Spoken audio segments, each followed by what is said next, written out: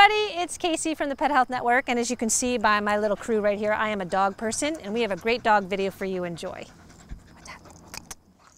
Dr. Michel, we get a lot of questions about a reverse sneeze. What's a reverse sneeze? It's actually a spasm in the throat, whether it's caused by a tickle, sometimes excitement, and it's not a sneeze at all. They make a very loud, almost gasping noise, and they can almost be like a lurching effect of taking a lot of air in, but it generally is very sudden but over very quickly, and it's rare that there's a medical issue that is a problem, and if it seems to be very, very frequent, I would have your veterinarian look to see if there is a problem with the throat, but generally it's just one of the things that dogs do.